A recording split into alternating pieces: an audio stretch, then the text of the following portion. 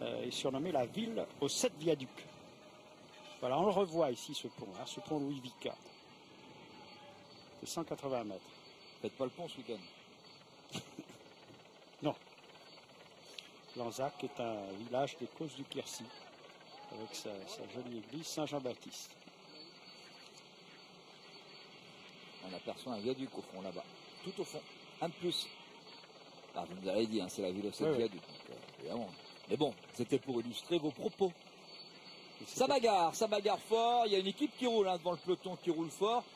Peut-être parce que Julien Simon va trouver une côte à son avantage dans le final. Peut-être parce que Cyril Lemoine a envie de faire le sprint, si sprint massif il y a. On va aller voir, alors on finit Souillac avec Jean-Paul et puis après on va aller voir du côté d'équipe Source-Jason comment on envisage la fin de cette étape ultra rapide. Voici donc l'abbatiale Sainte-Marie. Nous sommes là vraiment maintenant à Souillac, dans la vallée de la Dordogne, chez les Souillacais, les Souillagais même. C'est l'abbatiale Sainte-Marie qui s'apparente aux édifices de style byzantin. De l'extérieur, on admire un ravissant chevet aux absidioles pentagonales, une étonnante tour aussi. Et le transept est particulièrement important, tandis que le chœur, qui est polygonal, s'ouvre sur plusieurs chapelles.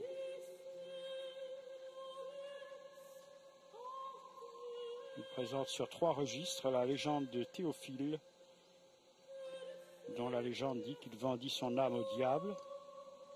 Il y a aussi la préparation au sacrifice d'Isaac.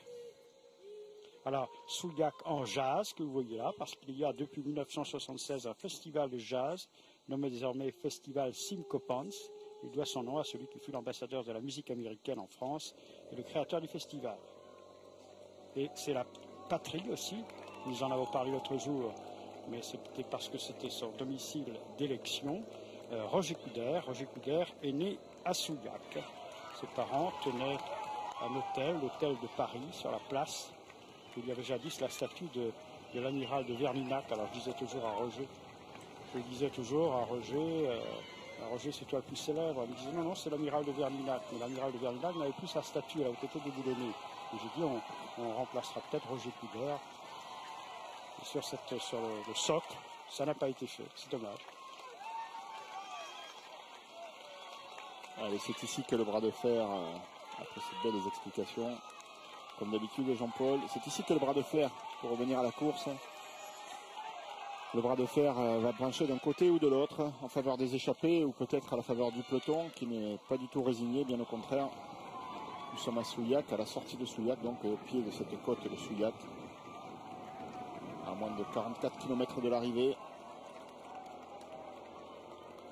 Et l'écart s'est fortement réduit quand même. Une minute a été encore reprise par le peloton sur les 20 derniers kilomètres.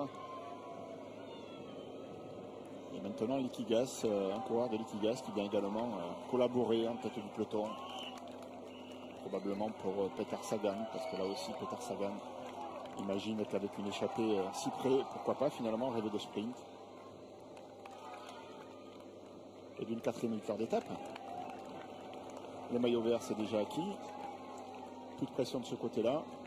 Du coup, c'est un objectif qui peut être celui de Sagan aujourd'hui. Alors c'est un peu surprenant de voir l'équipe Liquigas qui a mis du temps avant de mettre un coureur devant, en tout cas à rouler devant le peloton.